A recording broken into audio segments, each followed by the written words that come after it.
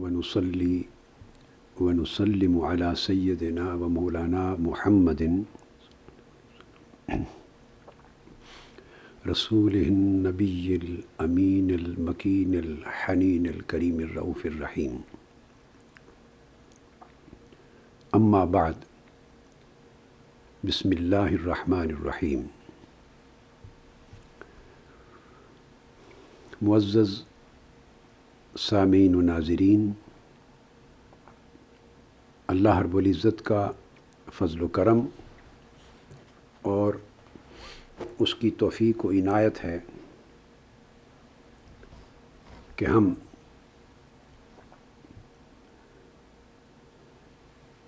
تصوف اور تعلیمات صوفیہ کے موضوع پر قرآن و سنت کی روشنی میں ایک سلسلہ وار گفتگو کر رہے ہیں۔ پچھلی نشست میں ہم نے ذکر کیا کہ تصوف کے لفظ کو لغوی اعتبار سے اور اس سے بھی زیادہ معنوی اعتبار سے الصف سے مشتق قرار دیا گیا ہے۔ اس کو لباس صوف کی طرف منسوب قرار دیا گیا ہے، اور یہ لغوی اشتقاق بھی سب سے زیادہ صحیح ہے قاعدہ اور کلیہ کے اعتبار سے۔ اور تصوف اور صوفیہ کا لفظ اصحاب صفہ کی طرف بھی منسوب ہے،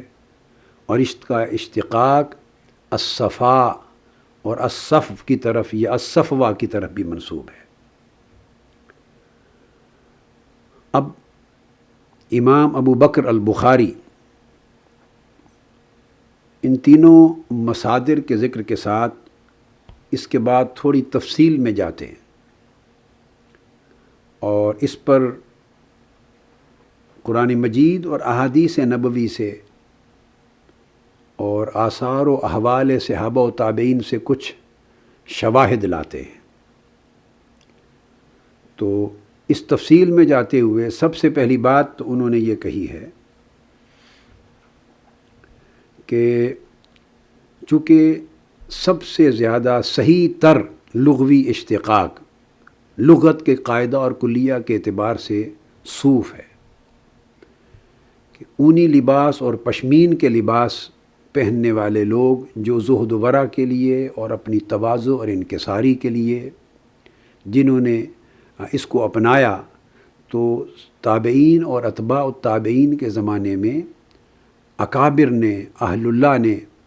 اور اکابر علماء نے، جلیل القدر ہستیوں نے ان کو صوف کے لباس کی وجہ سے صوفیہ کا لقب دیا، اور یہیں سے لفظ تصوف وجود میں آیا۔ اب شیخ الکلابازی البخاری بیان کرتے ہیں کہ اب اس کی بنیادی وجہ اونی لباس اور پشمین کا لباس یعنی صوف، اس کو اپنانے کی بنیادی وجہ یہ کہ صوف کا لباس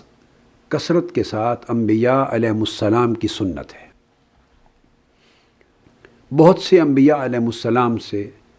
صوف کا لباس پہننا ثابت ہے، اور یہاں پر وہ حضرت ابو موسیٰ اشعری رضی اللہ تعالیٰ عنہ کی روایت لائے ہیں حضور نبی اکرم صلی اللہ تعالیٰ علیہ وآلہ وسلم سے۔ ابھی میں چونکہ ان کتابوں کے مطالعہ کی بات کر رہا ہوں، یہ جو احادیث آئیں گی، روایات آئیں گی، ان کتابوں کے ابھی ان کتابوں پر اور ائمہ تصوف پر اور ائمہ علم کی روایت پر اعتماداً بات کر رہا ہوں۔ پھر میں جب یہ حصہ ختم کر لوں گا تو ان احادیث کی الگ سے تخریج بھی عرض کروں گا، اور ان روایات اور احادیث کے اپنے مآخذ اور مصادر کتب حدیث سے اور اپنی اسانید کے ساتھ اس پر گفتگو ایک الگ نشست میں کروں گا انشاءاللہ تعالی۔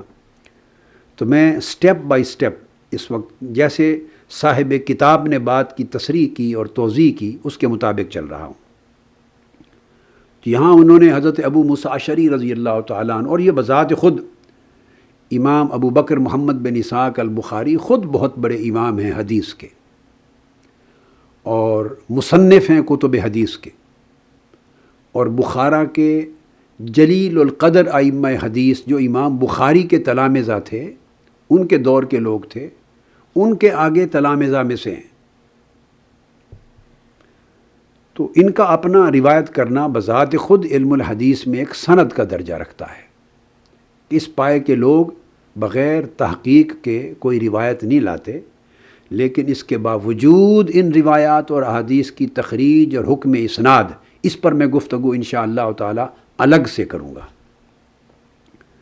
تو حضور نبی اکرم صلی اللہ علیہ وآلہ وسلم نے فرمایا کہ آپ نے 70 انبیاء کو دیکھا،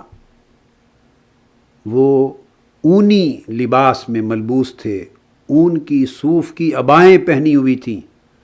اور خانہ کعبہ کی طرف اپنا سفر جاری رکھے ہوئے تھے۔ کعبۃ اللہ کی زیارت کے لیے یا کعبۃ اللہ کے حج کے لیے وہ جا رہے تھے، اور 70 انبیاء کو میں نے اس حال میں دیکھا۔ آقا علیہ الصلوۃ والسلام فرماتے ہیں، اپنے ایک مشاہدہ کی بات کرتے ہیں، روحانی مشاہدہ کی بات کرتے ہیں، اونی لباس کی عباؤں کے ساتھ۔ اور اس طرح کے مشاہدات آقا علیہ الصلوۃ والسلام کے کبھی سیدنا ابراہیم علیہ السلام کے بارے میں، کبھی سیدنا موسیٰ علیہ السلام کے بارے میں، کبھی سیدنا عیسیٰ علیہ السلام کے بارے میں، صحیح بخاری، صحیح مسلم اور صحاح ستہ کی دیگر کتب میں بھی مروی ہیں، احادیث صحیحہ کے اندر آئے ہیں۔ کبھی وہ عالم رویا میں خواب کی شکل میں ہوتے ہیں، کبھی مشاہدہ و کشف کی صورت میں ہوتے ہیں، اور نبی کا خواب بھی وہی ہوتا ہے اور مشاہدہ و کشف بھی حق ہوتا ہے، چونکہ وہ مستقبل اور ماضی کو اپنی نگاہ سے دیکھتے۔ اسی طرح سیدنا امام حسن بصری رضی اللہ تعالی عنہ جلیل القدر تابعی ہیں، اور وہ بیان کرتے ہیں کہ ان کی روایت سے کہ سیدنا عیسیٰ علیہ السلام کا معمول بھی صوف کا لباس پہننے کا تھا۔ کان عیسیٰ علیہ السلام یلبس الصوف، عیسیٰ علیہ السلام صوف کا، اون کا لباس پہنا کرتے۔ اب یہ چیزیں اور کتب کے ذریعے بھی تائید در تائید کی شکل میں اور شواہد اور توابع کی شکل میں آئیں گی۔ اسی طرح ابو موسیٰ اشعری رضی اللہ تعالیٰ عنہ کی ایک اور روایت امام ابو بکر محمد بن اسحاق البخاری وہ لاتے ہیں کہ حضور نبی اکرم صلی اللہ تعالیٰ علیہ وآلہ وسلم کا معمول مبارک بھی اونی لباس پہننے کا تھا، تو آپ سے بھی صوف کا لباس پہننا منقول ہے، ثابت ہے۔ میں جب اس گفتگو کے اختتام پر آؤں گا تو پھر انشاءاللہ صحیح بخاری سے، صحیح مسلم سے، جامع ترمذی سے اور صحاح ستہ سے الگ سے اس موضوع پر احادیث کو کوٹ کروں گا اس کی تائید میں، جس سے یہ بھی پتہ چلے گا کہ یہ ائمہ تصوف حدیث میں کس قدر درک، کتنی معرفت اور کتنا وسیع اور گہرا مطالعہ رکھتے تھے، ان کی نگاہ کتنی گہری اور وسیع تھی احادیث نبوی کے علم پر۔ چونکہ یہ کتب حدیث کی کتب نہیں ہے کہ جس میں وہ سند درج کریں اور جس کے اندر حوالہ جات درج کریں، پھر ان کا ایک اپنا مقام اپنے دور میں بڑی اونچے درجے کی سند کا ہوتا، اور پھر اہل علم کا دور تھا تو وہ صرف احادیث اور روایات کو بیان کرتے چلے جاتے ان کتب میں، جیسے کہ اس زمانے کے ائمہ کا دیگر کتب کے اندر بھی معمول یہ تھا، سوائے اس کے کہ اگر حدیث کی کوئی کتاب مرتب کی جا رہی ہو تو اسے پھر پوری اسانید کے ساتھ اور پورے مصادر اور ماخذ کے ساتھ لیا جاتا ہے۔ امام حسن بصری رضی اللہ تعالیٰ عنہ سے یہ بھی مروی ہے جس کو انہوں نے یہاں بیان کیا۔ آپ فرماتے ہیں امام حسن بصری رضی اللہ تعالیٰ عنہ کہ میں نے بدری صحابہ میں سے جو 313 اصحاب بدر تھے جنہوں نے غزوہ بدر میں شرکت کی، سب سے پہلا غزوہ اسلام، فرماتے ہیں ان بدری صحابہ میں سے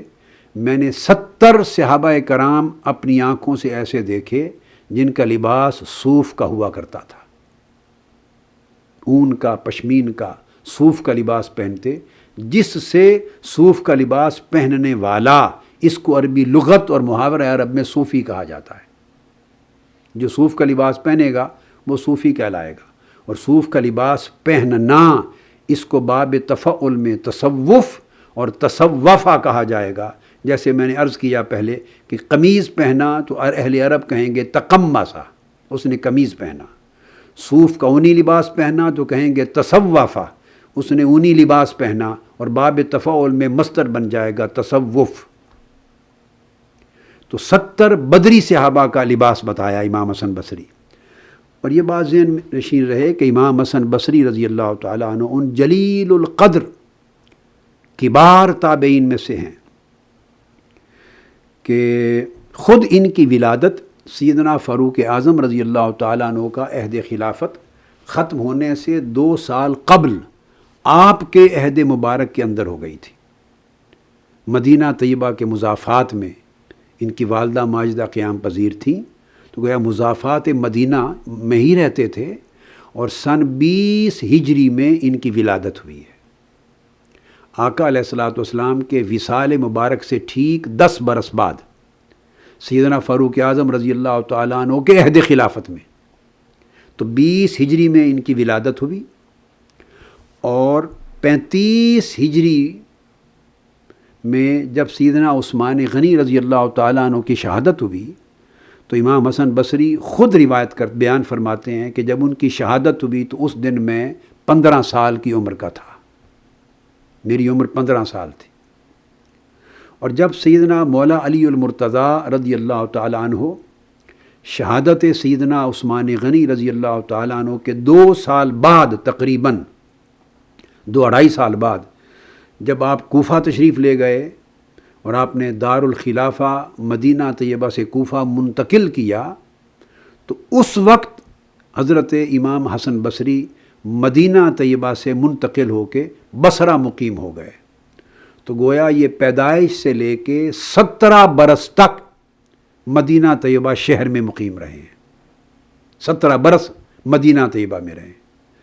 اور مسجد نبوی میں 5 نمازیں ادا کرنے والے تابعین میں سے ہیں۔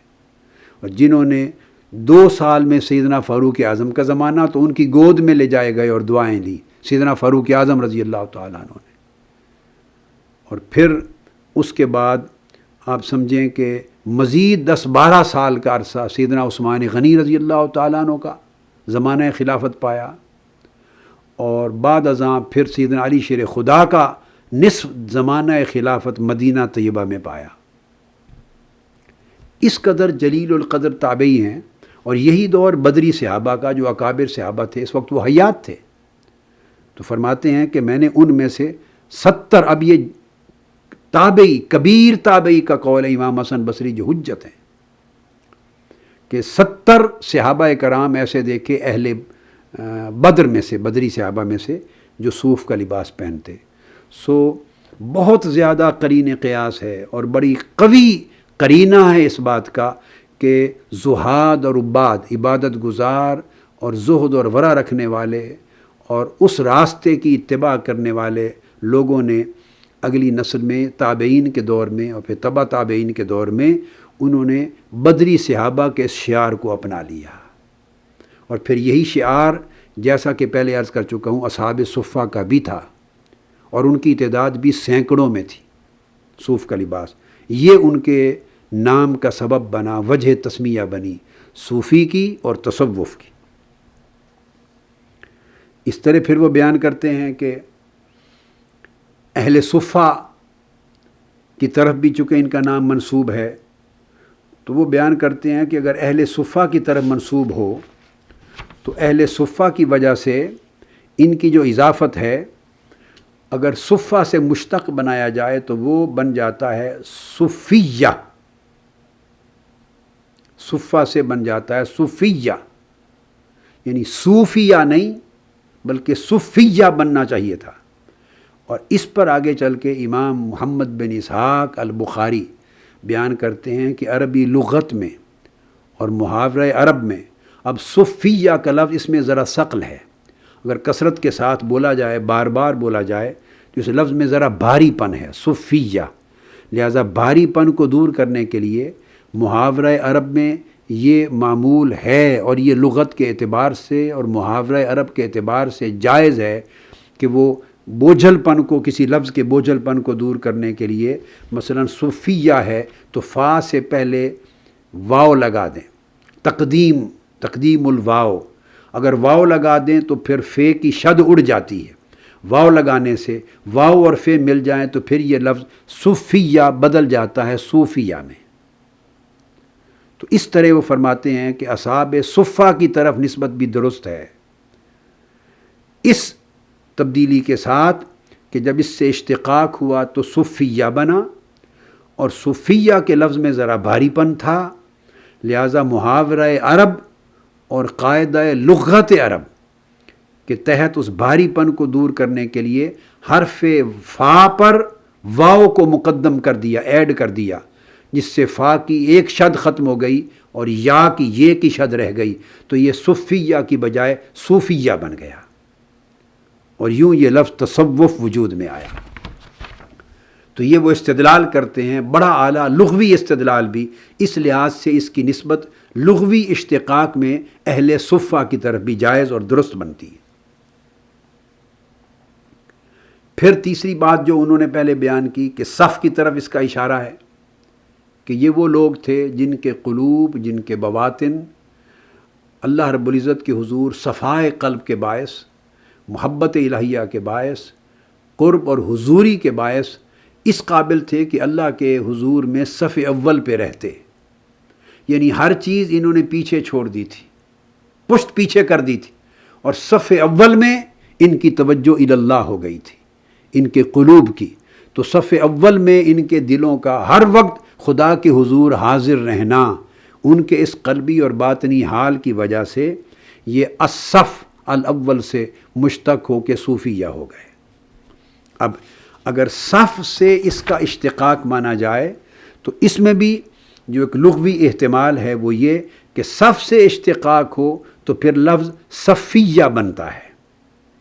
جیسا کہ میں نے صفہ سے کہا تھا صفیہ، تو اس میں واو کا اضافہ کر کے فا سے قبل تقدیم کی صورت میں صوفیہ ہو گیا۔ اسی طرح صف سے اشتقاق ہو تو صفیہ بنتا ہے، اور صفیہ میں بھی وہی بوجھل پن ہے، بھاری پن ہے۔ تو اہل عرب ایسے کرتے تھے، لغت عرب میں، محاورہ عرب میں، عربی ادب میں ایسی آپ کو سینکڑوں مثالیں ملتی ہیں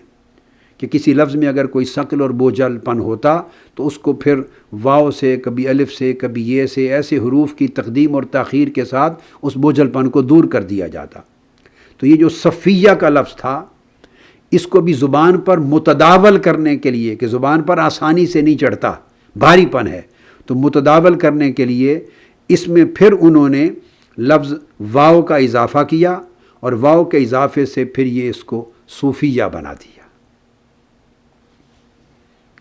تو صفیہ یا صوفیہ میں واو کے اضافے سے یہ صوفیہ بنا۔ تو صف کے اعتبار سے بھی اصول انہوں نے وہی بیان کیا ہے۔ اب یہ دل جو اللہ کے حضور صف اول میں حاضر رہنے والے دل تھے، اس کے لیے امام بخاری الکلابازی نے یہاں حضرت حارثہ انصاری رضی اللہ تعالیٰ عنہ کی حدیث کا حوالہ دیا ہے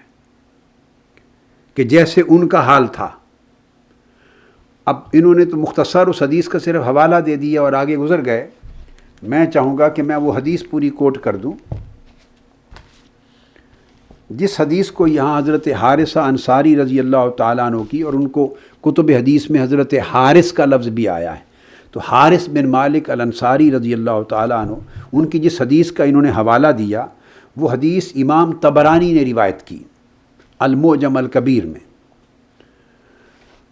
اور یاد رکھ لیں کہ یہ ان ائمہ سے، اسی طرح امام بہقی نے روایت کی، مگر یہ خود ان ائمہ سے پہلے کے امام ہیں، انہوں نے اپنی تحقیق اور سند کے ساتھ حدیث لی ہے۔ امام طبرانی نے المعجم الکبیر میں روایت کیا، حدیث نمبر 3367۔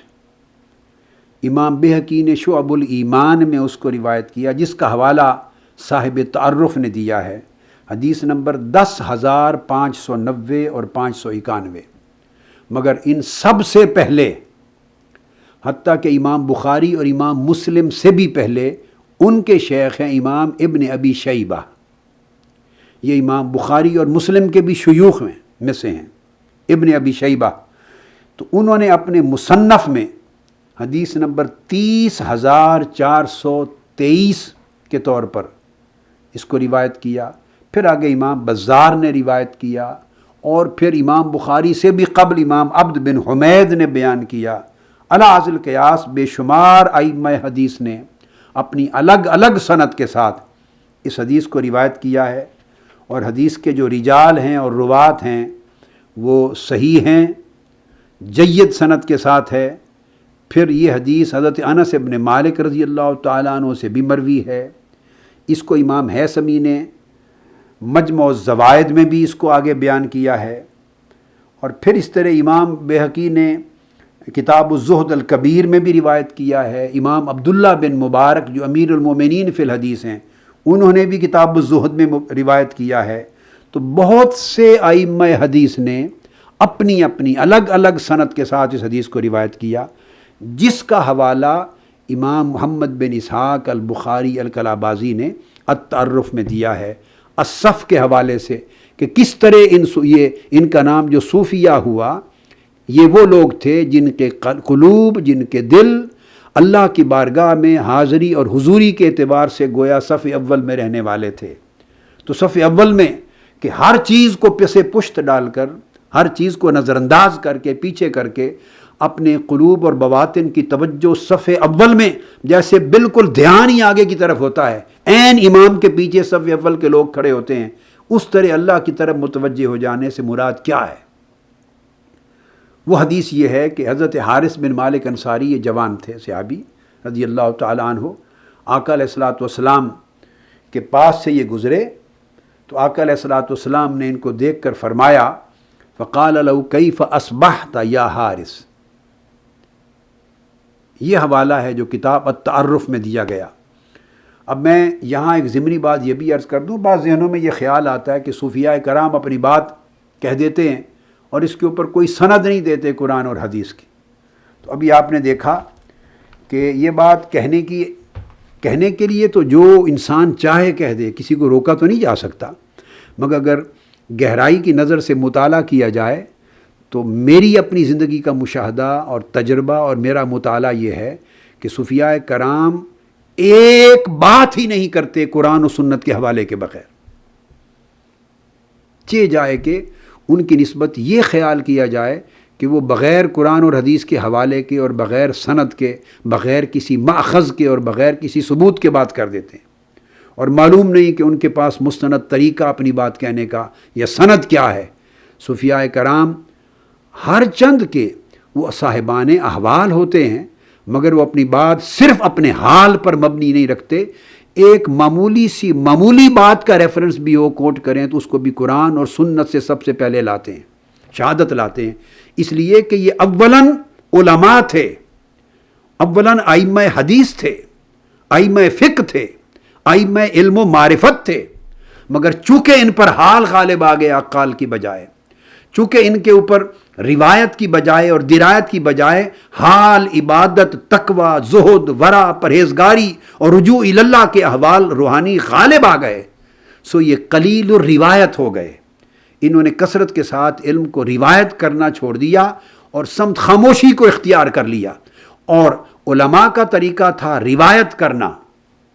محدثین کا طریقہ تھا حدیث کو اور علم کو روایت کرنا، فقہا کا طریقہ تھا درایت، روایت کی ہوئی حدیث کے فہم، علم اور فقہ کو اخذ کرنا، اس کے معنی اور مراد تک پہنچنا۔ میں پھر دہرا رہا ہوں، محدثین کا طریقہ تھا علم اور حدیث رسول کو روایت کرنا، آگے پہنچانا، من و ان بلا کم و کاست، اور جو فقہا ہوئے ان کا طریقہ تھا روایت کی گئی حدیث پر درایت، یعنی اس کے اندر جو فہم ہے، جو معنی ہے، جو مراد ہے، جو اصل تعبیر ہے، جو اس کا اصل منشا ہے، فقہ ہے، اس تک پہنچنا اور اس کو امت تک پہنچانا۔ یہ دو وظیفے تھے محدثین اور فقہا کے۔ ان کا طریقہ روایت تھا، فقہا کا طریقہ فقہ و درایت تھا، اور صوفیاء کا طریقہ روایت اور درایت تو ہوتی تھی ان کے ہاں، مگر ان کا طریقہ اس پر عمل کرنا تھا، یہ عمل میں یکتا تھے۔ اس کا مطلب یہ نہیں کہ محدثین میں عمل نہ تھا، معاذ اللہ، نہ۔ اسی طرح یہ نہیں کہ محدثین میں فہم نہ تھا، نہیں، ہر ایک میں ہر تین چیزوں کا حصے موجود تھے، مگر محدثین پر حال روایت کا غالب تھا، وہ اس کی تفقع پر، معنی و مراد پر، تشریح و تعبیر پر توجہ نہ دیتے، بلکہ حفظ کرتے متن حدیث کو، اس کی سند کو، حضور علیہ الصلوۃ والسلام سے لے کر ان تک اس پوری سند میں جتنے روات آتے ان کے احوال کو، ان کی پیدائش، ان کی ثقافت، ان کا حافظہ، ان کا تقوی، ان کی عدالت، ان کا معتمد و معتبر ہونا، اس کے اوپر نقد و جرا کرتے، پھر سند کو یاد کرتے، پھر متن کو یاد کرتے کہ ایک لفظ اور حرف کا بھی فرق نہ رہے۔ ان کی تمام تر علمی، فکری، ذہنی توانائیاں اس میدان میں صرف ہوتی، لہٰذا یہ رجحان ان کا زندگی میں غالب آ جاتا، باقی بھی ہوتے، اس لیے وہ روایت میں غالب تھے ان کا معمول۔ اب جو فقہا ہیں، اس کا مطلب یہ نہیں کہ ان کے پاس روایت حدیث نہ تھی، نہیں، مگر روایت حدیث تھی، مگر وہ اس قدر محنت جس طرح محدثین نے اس کی سند میں ایک ایک راوی پر کی اور اس ایک ایک لفظ اور حرف کو یاد کر کے من و روایت پر کی، یہ سارا کچھ پہنچ کر وہ اس کے پھر معنی پر محنت کرتے، اس کے اندر آقا علیہ السلام نے پیغام کیا دیا اس پر محنت کرتے۔ جیسے آقا علیہ السلام نے خود فرمایا کہ تم جو کچھ مجھ سے سنو آگے پہنچا دو، ممکن ہے جس کو تم پہنچاؤ وہ تم سے زیادہ فقیہ ہو، حدیث کی فقہ، حدیث کے معنی اور مراد اور اس کے فہم پر رسائی اس کی زیادہ ہو بنسبت راوی کے اور مبلغ کے اور محدث کے۔ سو ان کا کام یہ تھا کہ وہ محنت کرتے اس کی فقہ پر، فقہ الحدیث پر، درایت الحدیث پر، معنی الحدیث پر، معانی الحدیث پر، مراد حدیث پر، منشأ حدیث پر، مفہوم حدیث پر، اس پر محنت کرتے تاکہ استنباط کر کے احکام شریعت کے حدیث نبوی سے امت تک پہنچائیں۔ تو باقی خوبیاں تھیں مگر یہ گوشہ ان کے علم کا غالب تھا۔ اس طرح جو صوفیاء تھے ان کا وظیفہ یہ تھا، ان تک بھی احادیث پہنچتی، جیسے انہوں نے ہر بات پر حدیث، روایت، انبیاء کا تذکرہ، صحابہ کرام کی روایت، تابعین کے آثار، آقا علیہ السلام کی حدیث کو کوٹ کیا ہے، ان کے پاس بھی یہ سب علم تھا، مگر وہ ان کے علمی فنی پہلوؤں پر محنت کرنے کی بجائے ان کو عملی جامہ پہناتے۔ ان کی زندگی کی ساری محنت یہ ہوتی کہ جو کچھ حدیث نبوی کے ذریعے ان تک پہنچا وہ سراپا پیکر عمل بن جائیں حدیث کا، ان کا ظاہر و باطن اس حدیث کے پیغام میں ڈل جائے، ان کے شب و روز اس طرح گزریں جس طرح حدیث پاک کے ایک ایک لفظ نے میسج کمیونیکیٹ کیا ہے۔ تو یہ حدیث نبوی کے عملی پیکر اتم بن جاتے تھے۔ اگر آقا علیہ السلام اخلاق حسنہ کی بات کی تو یہ سر تا پا اخلاق حسن کا نمونہ بن جاتے۔ اگر آقا علیہ السلام کی نے خشیت اور خوف الہی کی بات کی تو سر تا پا ان کے جسم کا ایک ایک بال خشیت الہی کا نمونہ بن جاتا، رونگٹے کھڑے رہتے۔ اگر آقا علیہ السلام نے اللہ کی محبت میں آنسو گرنے کی بات کی، رونے کی بات کی، بکا کی، تو ان کی پوری زندگیاں بکا اور گریہ و زاری میں اللہ کے حضور گزر جاتی۔ اگر آقا علیہ السلام کی حدیث نے محبت کا پیغام پہنچایا تو یہ سر تا پا کسی نے محبت کا نمونہ دیکھنا ہو تو کمال درجے کی محبت ان کا وجود نظر آتا تھا۔ اگر کسی نے آقا نے زہد اور ورع کی بات کی تو یہ شب و روز ان کی زندگی زہد اور ورع کا نمونہ بن جاتی۔ تو صوفیاء، فقہا، محدثین تین طبقات تھے۔ ایک طبقہ حدیث کی روایت کرتا رہا، ایک طبقہ حدیث میں درایت کا کام کرتا رہا، ایک طبقہ اس پوری کی پوری حدیث کے ہر پیغام کو عملی جامہ بنا کر امت کو عملی پیکر دکھاتا رہا۔ یہ عملی پیکر بن جانے والے لوگ صوفیاء تھے، ورنہ تینوں طبقات میں اصلاً کوئی مغایرت، کوئی تضاد نہیں تھا۔ تو لہٰذا آپ نے دیکھا کہ ایک ایک بات پر وہ سند حدیث سے لاتے ہیں، آگے کہیں قرآن مجید سے لاتے ہیں، وہ کوٹ کرتا ہوں، کہیں حدیث سے لاتے ہیں، تو ان کی کوئی بات بھی قرآن اور حدیث کی سند کے بغیر نہیں ہوتی۔ حتیٰ کہ تصوف کا لفظ ہے، صوفیاء کی وجہ تسمیہ ہے، اس پر بھی قرآن اور حدیث سے اور سنت سے سند لا رہے ہیں۔ تو یہ حدیث جو میں عرض کر رہا تھا اس کو امام بخاری الکلابازی نے روایت کی۔ تو آقا علیہ السلام نے پوچھا کیف اصبحت یا حارث، حارث بتاؤ تم نے صبح کیسے کی، کس حال میں کی؟ تو انہوں نے جواب میں عرض کیا قال اصبحت مؤمنا حقا۔ اب ایک لفظ بولا انہوں نے، اصبحت مؤمنا بھی کہہ سکتے تھے، یعنی میں نے ایمان کی حالت میں صبح کی، بالکل ایک مفہوم اس کا کامل تھا، مگر لفظ حقاً کا ایڈ کر کے ایماناً حقاً، تو فرمایا کہ میں نے فقط ایمان سے نہیں بلکہ ایمان کی حقیقت کے ساتھ محبت کی، کے ساتھ صبح کی۔ اب یہ حقیقت ایمان کیا ہے؟ آگے آقا علیہ الصلوۃ والسلام خود اس کی توضیح فرماتے ہیں. فرمایا فقال انظر ما تقول. حضور علیہ الصلوۃ والسلام نے فرمایا حارث دیکھو، سوچو کیا کہہ رہے ہو. تو انہوں نے جواب میں عرض کیا، آقا علیہ السلام نے فرمایا فَإِنَّ لِكُلِّ شَيْءٍ حَقِيقَةٌ فَمَا حَقِيقَةُ ایمانک. حارث، ہر شے کی ایک حقیقت ہوتی ہے، ہر شے کی ایک حقیقت ہوتی. بتاؤ تم جو کہہ رہے ہو کہ میں نے حقیقت ایمان کے ساتھ صبح کی، تمہارے ایمان کی حقیقت کیا ہے؟ یہ سوال کیا. ورنہ آقا علیہ الصلوۃ والسلام یہ بھی فرما دیتے بھئی ایمان کی حقیقت کیا ہوتی ہے، صرف کہو میں نے ایمان کی حالت میں صبح کی. اگر کوئی عالم ہو، محدث ہو، فقیہ ہو، وہ کہے گا میں نے حالت ایمان میں صبح کی، اس کی لینگویج یہ ہے، اس کی زبان یہ ہے، اس کی اصطلاح یہ ہے. مگر اب یہ حارث بن مالک الانصاری یہ حضور کے صوفیاء صحابہ میں سے ہیں، یہ صوفیانہ زبان بول رہے ہیں، ان کی لینگویج تصوف کی لینگویج ہے.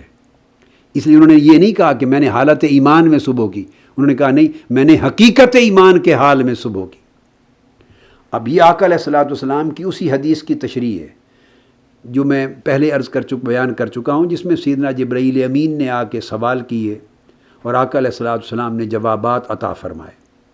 جو صحیح بخاری مسلم کی متفق علیہ حدیث ہے اور کئی سندوں کے ساتھ تمام کتب حدیث میں صحاح میں آئی ہے، جس میں فرمایا آقا علیہ السلام نے جبرائیل امین کے جواب میں کہ ایمان کیا ہے. تو یہ ایمان اگر کہتے میں نے حالت ایمان میں صبح کی تو وہ پہلا سوال ہوتا. جب انہوں نے پوچھا ایمان کیا ہے، آقا علیہ السلام نے جواب میں ایمان کی تشریح فرما دی.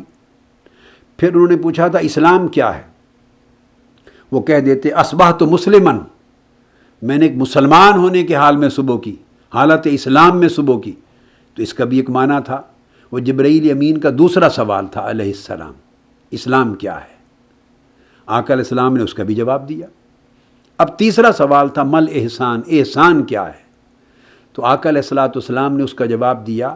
احسان کیا ہے کہ تو اس حال میں عبادت کرے. تو گویا احسان ایک حال کا نام ہے، نہ عقیدے کا نہ عمل کا. یہ بات ہے توجہ طلب. اس پر میں تفصیلی گفتگو پچھلی نشست میں ایک بنیاد رکھنے کے لیے علوم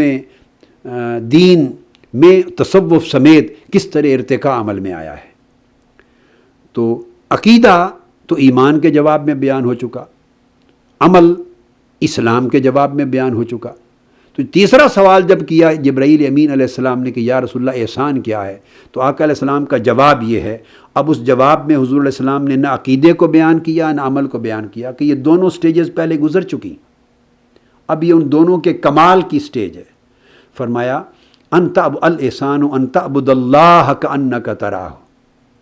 کہ جبرائیل احسان یہ ہے کہ تو جب عبادت کرے تو عبادت میں تیرا حال یہ ہو. تو پتہ چلا کہ احسان نہ عقیدہ ہے نہ عمل ہے، احسان ایک حال ہے، ایک کیفیت ہے. اور کیفیت بھی ننگی آنکھ کی نہیں ہے، اعضائے جسمانی کی نہیں ہے، کیفیت بھی قلب و باطن کی ہے، ایک روحانی کیفیت ہے. تو یہاں سے پورا مضمون ایمان اور اسلام، عقیدہ و عمل کے بعد روحانی کیفیات کا ایک مضمون شروع ہو جاتا ہے، جو دین کا آخری حصہ ہے اور وہ تیسرا حصہ ہے، 1/3 آف دین. قلبی واردات کا ایک مضمون شروع ہو جاتا ہے، قلب و باطن کے احوال کا مضمون شروع ہو جاتا ہے. تو عقائد کو کمال پہنچتا ہے جب اس کے ساتھ عقائد اعمال میں ڈلتے، اور اعمال کو کمال پہنچتا ہے جب اعمال کو احوال نصیب ہوتے. عقیدہ اگر فقط زباں کا اقرار اور دل کی تصدیق رہے اور اس کی تائید ساتھ عمل سے نہ ہو تو عقیدہ ناقص رہتا ہے. عقیدے کو کامل بنانے کے لیے عمل کی تائید اور عمل کا اس کے ساتھ مل جانا ضروری ہے. عمل سے عقیدہ باکمال ہوتا ہے، اگر عقیدہ بغیر عمل کے ہے تو ناقص رہتا ہے. جس طرح عقیدے کو کامل بنانے کے لیے عمل کا ساتھ ہونا ضروری ہے، اس طرح اب عمل پہ آ جائیے. اس طرح عمل کا بھی تو کوئی حد ہوگی کہ کسی شکل میں عمل ناقص ہوگا اور کوئی مقام اس عمل کے کامل ہونے کا بھی ہوگا۔ اگر عمل اپنے ظاہری تقاضوں کو پورا کرنے کی حد تک رہے تو باعتبار ظاہر تو عمل پورا ہو گیا، مگر اپنے روحانی کمال کے اعتبار سے وہ عمل ناقص رہا۔ اب اس کو روحانی کمال تب ملے گا جب ان تعبد اللہ کانک تراہ، اس عمل کے ساتھ احسان کی ملاوٹ، احسان ملایا جائے، اور احسان ایک حال ہے۔ عقیدہ کامل ہوتا ہے عمل کے ساتھ، اور عمل کامل ہوتا ہے حال کے ساتھ۔ اگر عمل الگ رہے، حال الگ رہے، تو نہ حال کامل نہ عقیدہ کامل۔ وہ لوگ خواہ وہ تصوف کے دعوے دار ہوں، وہ حال کا دعویٰ کریں بغیر عمل شریعت کے، تو ان کے حال کا دعویٰ جھوٹ ہے، کذب ہے، دجل اور فریب ہے۔ وہ صوفی نہیں ہے جو حال کا دعویٰ کرے جس کے ساتھ عمل شریعت کی مطابقت نہ ہو اور عمل شریعت کی پابندی نہ ہو، تو وہ حال قبول نہیں ہے۔ اسی طرح اگر عمل ہو، ظاہری تقاضوں کو پورا کر دے، مگر اس کے ساتھ روحانی حال شامل نہ ہو، تو وہ عمل اپنے کمال پر نہیں پہنچا، وہ ناقص رہتا ہے۔ اب میں اس کی ایک مثال دے دوں۔ آپ نے دیکھیے، غسل کیا، صاف ستھرے کپڑے پہنے، نماز کا وقت ہو گیا، وضو کر لیا، اور جائے نماز پر قبلہ رخ ہو کے کھڑے ہو گئے، مسجد میں آ گئے، خواہ باجماعت پڑھ رہے ہیں یا انفراداً پڑھ رہے ہیں، قبلہ رخ ہو کے کھڑے ہو کے نماز شروع کر دی، اللہ اکبر کر کے نماز میں شامل ہو گئے۔ پوری نماز اپنے پورے ارکان کے ساتھ پڑھ لی۔ اب آپ پڑھ لیجئے، کوئی کتاب احناف کی پڑھیں، مالکیہ کی پڑھیں، شوافی کی پڑھیں، حنابلہ کی پڑھیں۔ نماز کی ارکان ہیں، یہ جی تکبیر تحریمہ ہے، قیام ہے، قرات ہے، رکوع ہے، قومہ ہے، سجود ہے، قعدہ اخیرہ ہے، پھر نماز سے خروج ہے۔ یہ اپنے اپنے ارکان ہیں۔ پھر واجبات ہیں، جن میں کمی بیشی ہو جائے تو سجدہ سہو لازم آ جاتا ہے۔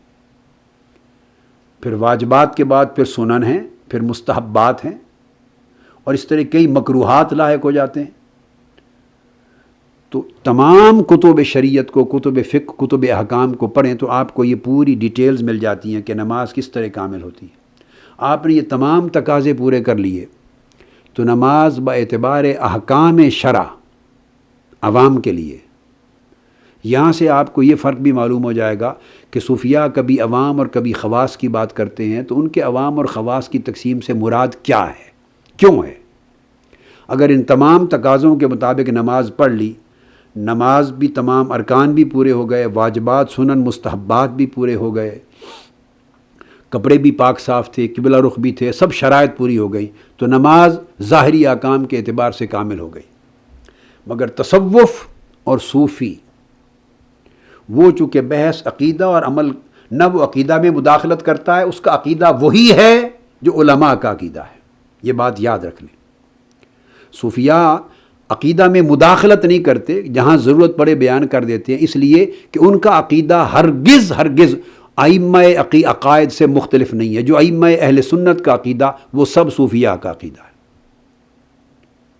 فقہ میں بحث نہیں کرتے، اس لیے کہ وہ خود فقہ میں مقلد ہوتے ہیں، یا حنفی ہوں گے، یا مالکی ہوں گے، یا شافعی ہوں گے، یا حنابلہ ہوں گے۔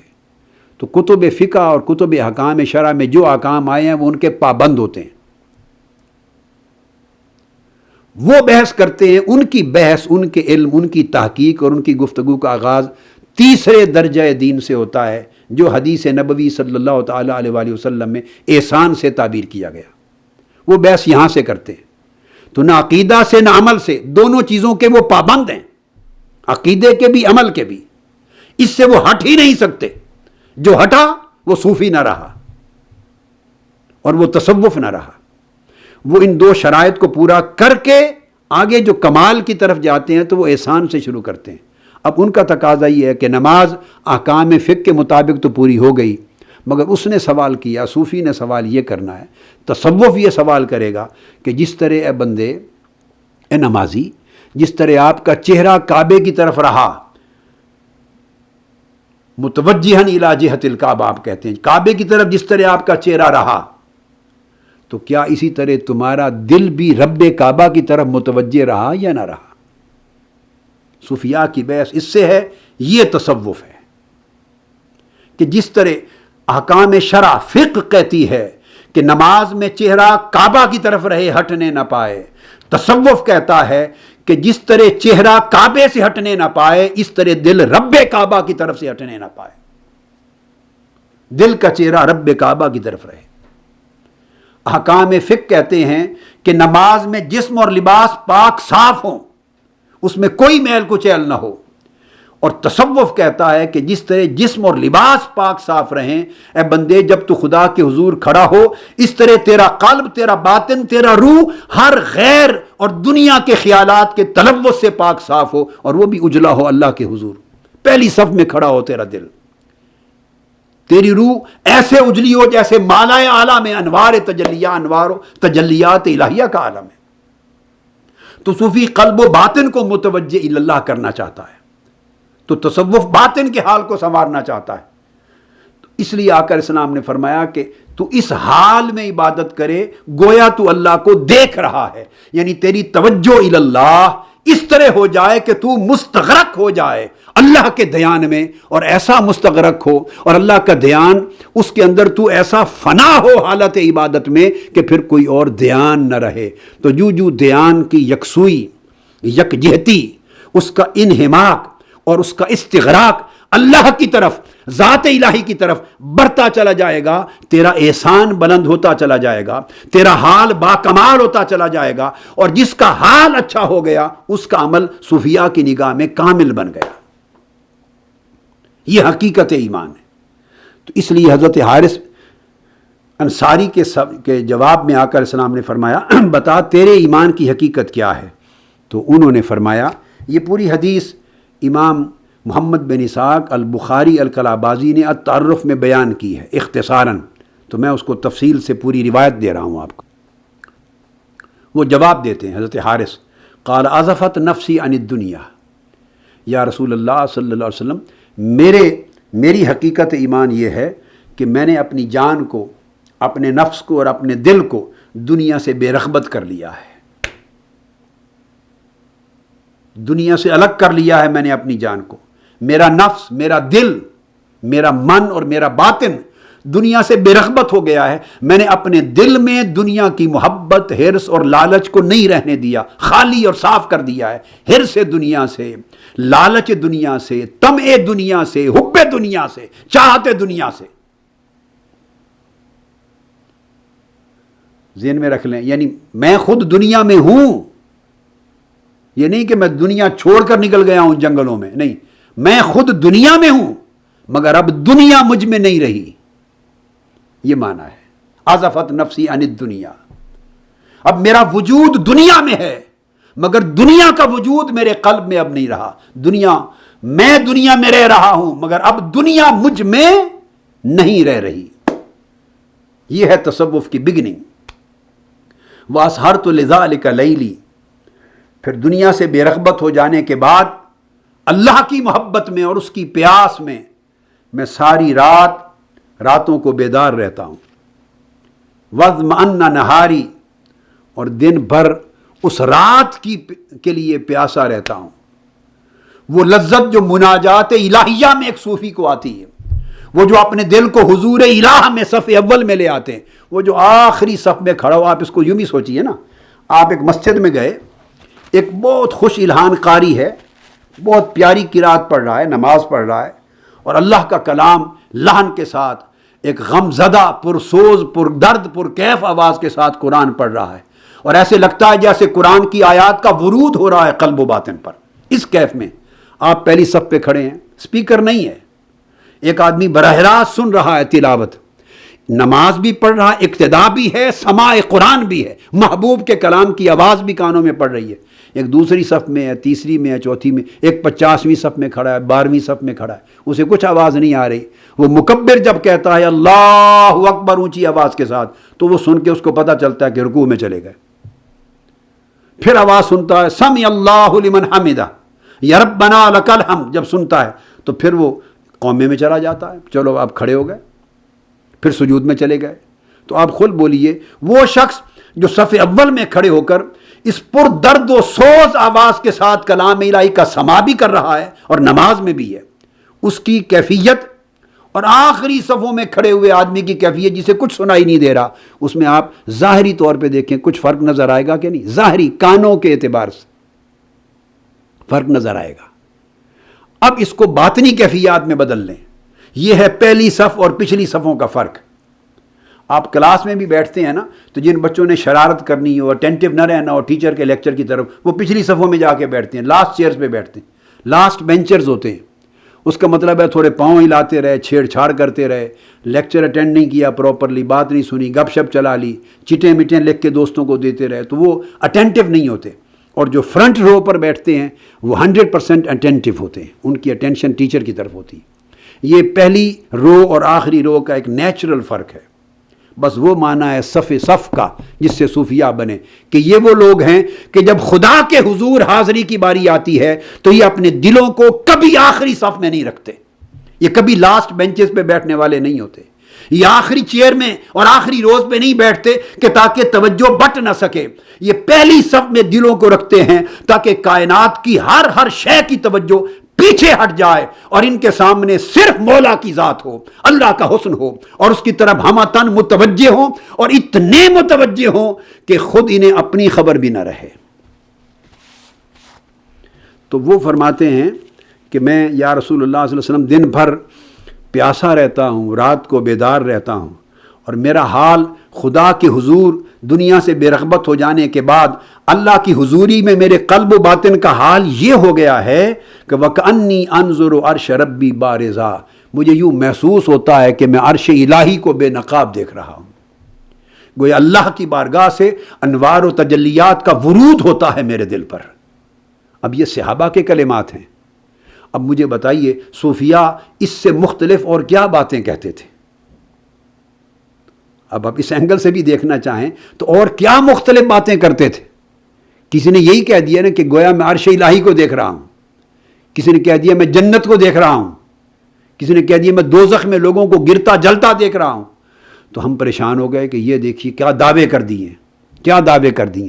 یہ ساری باتیں کأنی کے ساتھ ہوتی ہیں، کأنک تراہ۔ آقا علیہ السلام نے تو فرمایا کہ اس طرح پڑھو گویا خدا کو دیکھ رہا ہو۔ تو جب گویا خدا کو دیکھنا جائز ہوا اپنے قلب و باطن کی نگاہ کے ساتھ، تو گویا عرش کو دیکھنا تو اس سے چھوٹی بات ہے، گویا جنت و دوزخ کو دیکھنا تو اس سے چھوٹی بات ہے۔ کأنک تراہ، تمہارا حال قلب و باطن کا اور دل کی آنکھ کا یہ ہو کہ گویا تم جلوہ حق دیکھ رہے ہو اور حسن لازوال کا مشاہدہ کر رہے ہو۔ اور اگر یہ کیفیت نہ ہو ارتکاز کی، انہماک کی، استغراق کی اور مشاہدہ کی، تو پھر مراقبہ کی کیفیت ہو کہ یہ تصور کم سے کم ہو کہ وہ تمہیں دیکھ رہا ہے، تاکہ تمہاری اٹینشن ڈائیورٹ نہ ہونے پائے، توجہ کی ڈائیورشن سے تمہیں بچانا ہے۔ اور کانی انظر الی اہل الجنہ یتزاورون فیہا، اور گویا میں اہل جنت کو دیکھ رہا ہوتا ہوں، یہ کیفیت ہوتی ہے یا رسول اللہ کہ ایک دوسرے کی ملاقات کو آ جا رہے ہیں، ایک دوسرے کی زیارت کو جا رہے ہیں جنت میں، ایک دوسرے کی مجالس میں جا رہے ہیں، وہ میں دیکھ رہا ہوں۔ وَكَأَنِّي أَنظُرُ إِلَىٰ أَهْلِ النَّارِ يَتَدَاعُونَ فِيهَا، اور گویا میری یہ کیفیت ہوتی ہے کہ دوزخیوں کو دیکھ رہا ہوں، دوزخ میں جلتے چیختے چلاتے ہوئے دیکھ رہا ہوں، گرتے ہوئے دیکھ رہا ہوں۔ جب آقا علیہ السلام نے پوری ڈسکرپشن سنی حضرت حارث بن مالک انصاری کی، تو یہ تو نہیں فرمایا کہ یہ کیا عجیب باتیں کہہ دی تم نے حارث، یہ کیا عجیب باتیں کر دی، نہیں، تو ثابت ہوا کہ یہ واردات صحابہ کرام کے دور میں ہی شروع ہو گئی تھی۔ جن واردات کا تذکرہ ہمیں صوفیاء کی کتب میں ملتا ہے، یہ واردات صحابہ کرام کے دور میں تھی۔ یہ کیفیات، یہ تجلیات، یہ مشاہدات، یہ کشف اور یہ واردات صحابہ کرام کے اندر شروع ہو گئی تھی، اور آقا علیہ الصلوۃ والسلام کو وہ بیان کرتے تھے، اور آقا علیہ السلام سن کر پھر کیا فرماتے؟ فرمایا قال یا حارث عرفت فلزم فلزم فلزم، عرفت فلزم عرفت فلزم عرفت فلزم۔ اے حارث تو عارف ہو گیا، اے حارث تجھے معرفت مل گئی، تجھے معرفت الہیہ مل گئی، اے عارف تو حقیقت کو پا گیا اور حقیقت کو تو نے پہچان لیا۔ فلزم، اس کا دامن تھامے رکھنا، اس پر قائم رہنا، اس پر قائم رہنا، اس حقیقت کو اور اس کیفیت کو گوا نہ بیٹھنا، جمے رہنا اس کے اوپر، چمٹے رہنا اس حال پر۔ اور آقا علیہ السلام نے پھر انس بن مالک رضی اللہ تعالیٰ عنہ، ان کی روایت میں آقا علیہ السلام نے فرمایا ان الفاظ کے اضافے کے ساتھ کہ تو نے حقیقت ایمان کو پا لیا، اور پھر آپ نے فرمایا مؤمن نور اللہ قلبہ، لوگوں کو فرمایا دیکھ لو یہ وہ مومن ہے میرے صحابہ میں جس کے دل کو اللہ نے روشن کر دیا ہے اپنے نور کے ساتھ، جس کے دل کو اللہ نے اپنے نور کے ساتھ منور کر دیا ہے، یہ وہ مومن ہے۔ تو صوفی وہ ہوتا ہے جس کے دل کو اللہ جس کے دل میں اللہ اپنا نور اتارتا ہے اور وہ منور اور روشن ہو جاتا ہے۔ اللہ نے تیرے دل کو نور کے ساتھ بھر دیا ہے۔ یہ حدیث آقا علیہ الصلوۃ والسلام کی وہ کوٹ کرتے ہیں صفحے اول سے لغوی اور معنوی اشتقاق کی تائید میں۔ پھر اس کے بعد اصحاب صفہ کی بات کرتے ہیں کہ اصحاب صفہ سے ان کی جو نسبت ہے اس میں بھی وہ کہتے ہیں کہ اصحاب صفہ کی تعریف میں قرآن مجید میں آیا فیہ رجال یحبون ان یتطہروا واللہ یحب المطہرین، فرمایا یہ ان صحابہ میں، فیہ ان صحابہ میں۔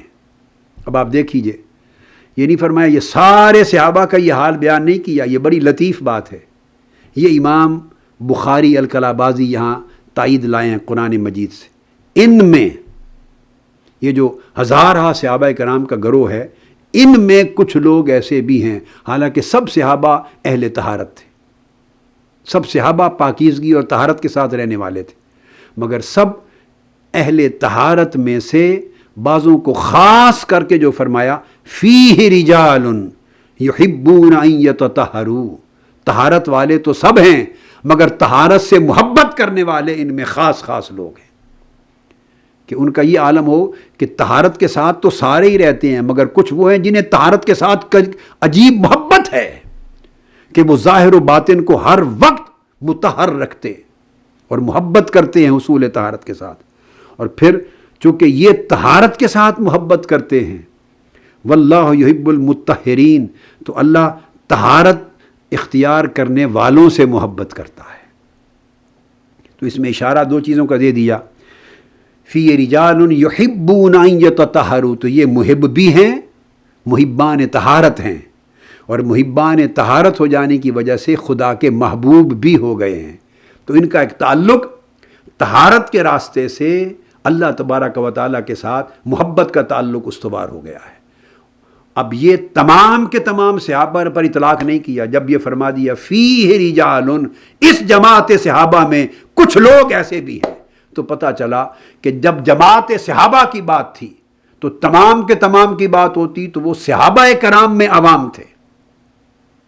معاذ اللہ کو یہ نہ سمجھے جیسے ہمارے ہاں اب کوئی عوام کا لفظ ہے تو وہ معنی لے لیا جائے، نہیں،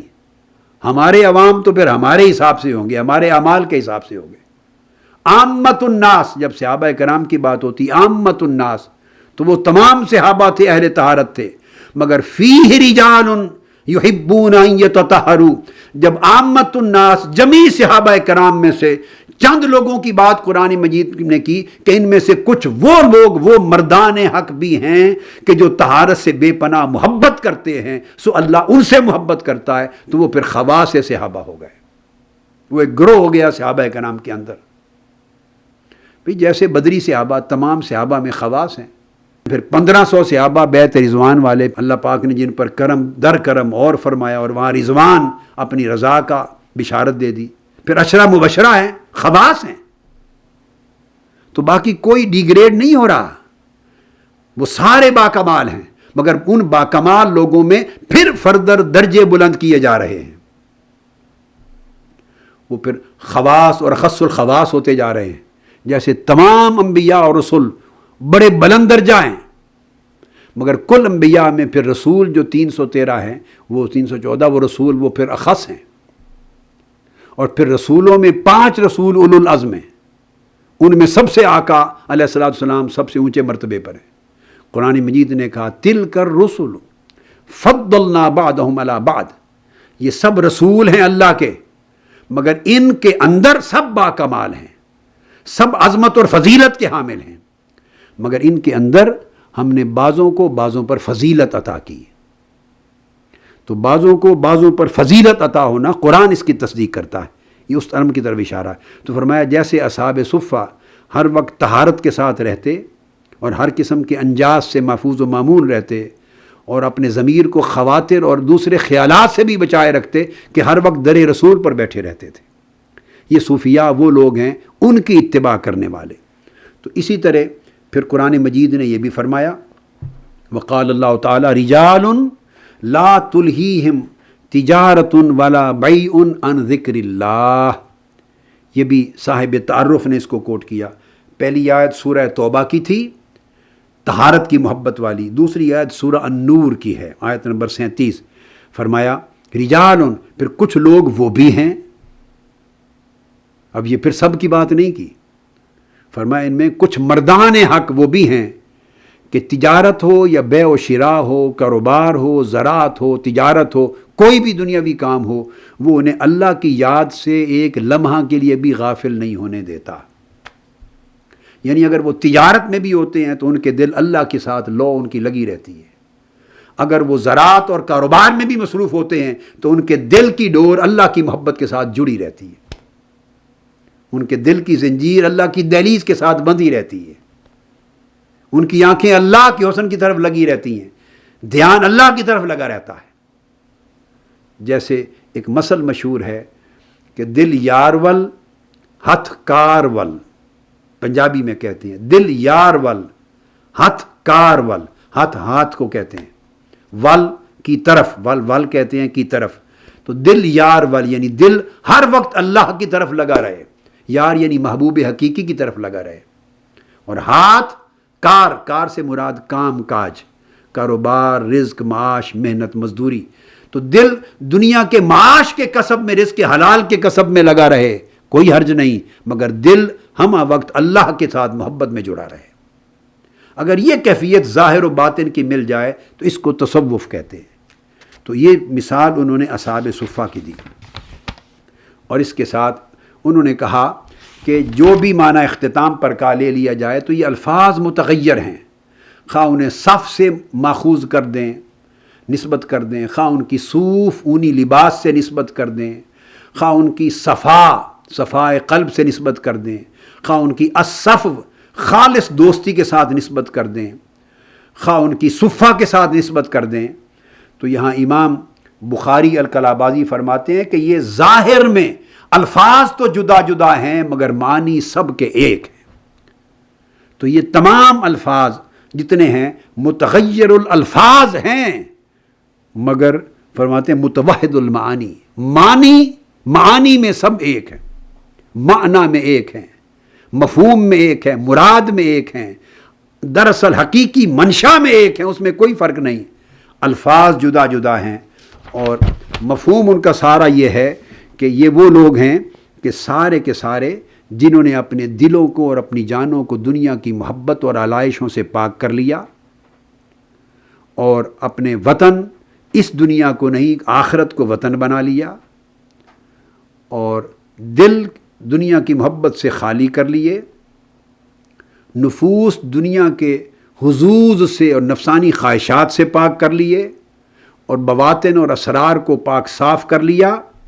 سینے اللہ کے نور سے روشن کر لیے اور زہد، ورع، تقوی، عبادت، سنت نبی اور اخلاق محمدی صلی اللہ علیہ وسلم کا ایسا پیکر بنے کہ وہ پیکران حق بن گئے، اللہ رب العزت کی بندگی کے سچے پیکر بن گئے. تو جن لوگوں نے اس طرح کی سیرت اختیار کر لی ان کو صوفیاء کہا جاتا تھا اور ان کے روش زندگی کو تصوف کا نام دیا جاتا ہے. سو حاضرین محترم، آج ہم اس کتاب کا مضمون جو التعرف لمذہب اہل تصوف ہے، اس کا مضمون لفظ تصوف اور لفظ صوفی کے اشتقاق پر ختم کرتے ہیں. اگلی نشست انشاءاللہ تعالی اگلی کتاب اللمع سے شروع کریں گے. وما علینا الا البلاغ. شیخ الاسلام ڈاکٹر محمد طاہر القادری کے آفیشیل یوٹیوب چینل کو سبسکرائب کریں اور بیل آئیکن کلک کریں.